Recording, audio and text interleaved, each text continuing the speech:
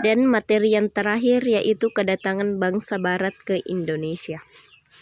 Latar belakang datangnya bangsa Barat ke Indonesia. Di dalam sejarah, bangsa-bangsa di dunia dikenal adanya masa penjelajahan samudra.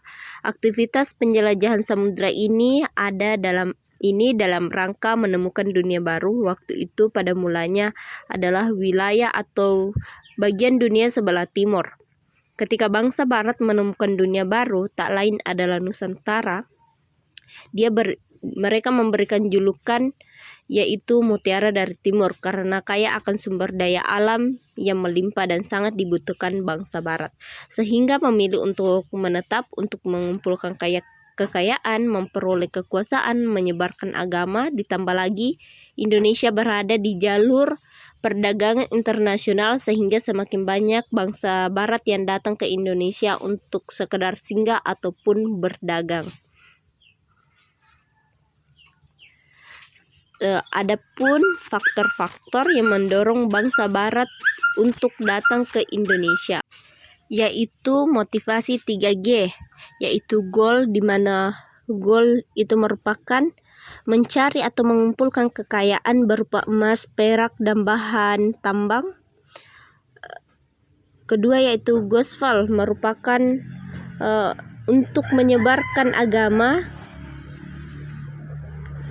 Dan ketiga itu glory, itu untuk mendapatkan kekuasaan.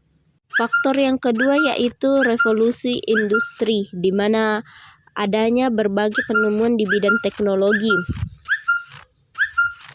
Ketiga yaitu jatuhnya Konstantinopel oleh Kekaisaran Turki Utsmani. Penjajahan bangsa Barat di Indonesia. Di bidang politik pada masa pemerintahan kolonial, kekuasaan kerajaan di Nusantara menurun karena adanya intervensi dari pemerintah kolonial lewat divide and imperialism atau politik adu domba. Sedangkan di bidang budaya, kedatangan bangsa Eropa ke Nusantara memengaruhi kebudayaan bangsa Indonesia. Pengaruh tersebut mulai dari kosakata bahasa, musik, seni, tari, pakaian, arsitektur, hingga cara berpikir. Dampak dalam bidang budaya yang pertama adalah adanya kata-kata serapan. Ketiga yaitu bidang sosial. Kedatangan bangsa Eropa ke Indonesia membawa dampak dalam bidang sosial ataupun ekonomi. Salah satu dampaknya di bidang sosial munculnya masyarakat yang menganut agama Katolik dan Kristen Protestan. Kedatangan Portugis yang membawa semangat 3G memengaruhi menyebarkan agama Kristen dan Katolik di Indonesia.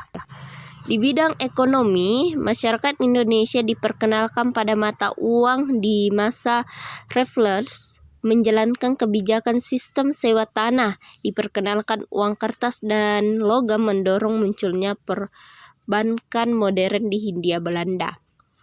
Yang kelima, di bidang pendidikan. Masuknya bangsa Eropa ke Nusantara juga membawa pengaruh besar dalam bidang pendidikan. Pendidikan dari Eropa pertama kali masuk ke Nusantara bersamaan dengan masuknya agama Kristen Katolik. Kala itu dibangun sekolah yang mengajarkan agama Katolik untuk para pribumi dari daerah timur Indonesia di sekitar daerah Maluku. Perjuangan bangsa Indonesia melawan kekuasaan asing adalah sebuah nama dari periode dalam sejarah peradaban Indonesia modern.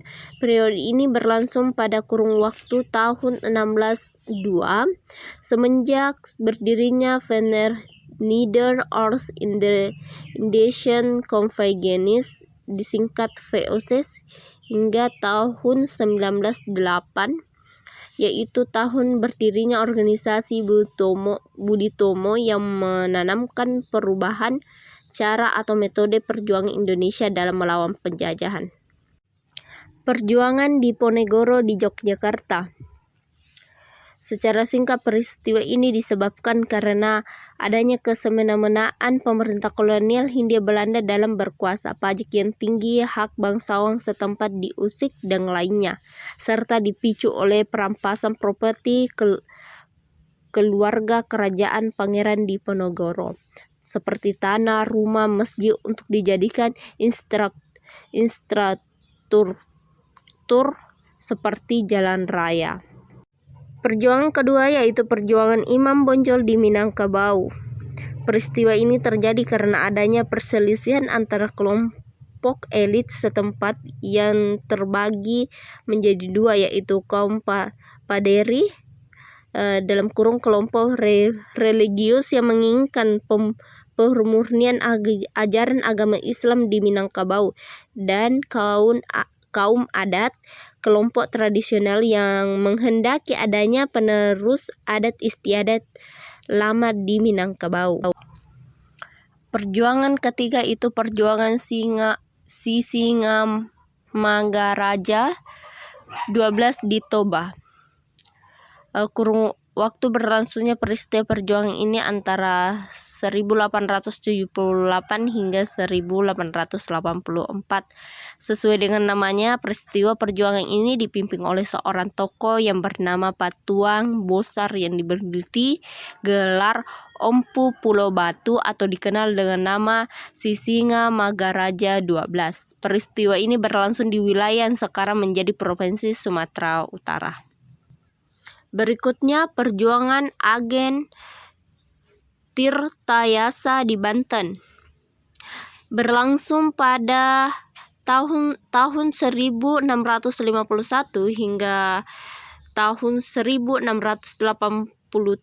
Sesuai dengan namanya, peristiwa perjuangan ini dipimpin oleh seorang tokoh yang bernama Sultan Agen Tirtayasa atau Pangeran Surya ataupun Abu Alfa Abdul Fattah. Peristiwa ini berlangsung di wilayah Teluk Banten yang sekarang menjadi Provinsi Banten. Yang kelima yaitu perjuangan Hasanuddin di Goa Makassar yang sekarang menjadi Provinsi Sulawesi Selatan. Kurun waktu berlangsung peristiwa ini antara tahun 1616 sampai dengan 1667. Keruntuhan Banten Sombaupu milik Kesultanan Goa pada tanggal 24 Juni 1669 juga bisa disebut sebagai tahun selesainya perjuangan Sultan Hasanuddin. Sesuai dengan namanya, peristiwa perjuangan ini dipimpin oleh seorang tokoh yang bernama Sultan Hasanuddin. Selanjutnya perjuangan Antasari di Banjarmasin, di wilayah yang sekarangnya menjadi Provinsi Kalimantan Selatan. Kurun waktu berlangsungnya peristiwa perjuangan ini dimulai saat Pangeran Antasari dengan 300 prajuritnya menyerang tambang batu bara milik Belanda pada tanggal 25 April 1859 hingga dia wafat karena penyakit cacar pada tanggal 11 Oktober 1862. Berikutnya yaitu perjuangan Cunaidi dan Teku Umar di Aceh, salah satu dari serangkaian perjuangan kedaerahan